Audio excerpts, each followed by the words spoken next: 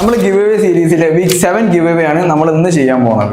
ഈ ഒരു ഡ്രോണ് നമ്മൾ ഓൾറെഡി ഫസ്റ്റ് ഗിവ് അവേ ആയിട്ട് കൊടുത്തിട്ടുണ്ട്.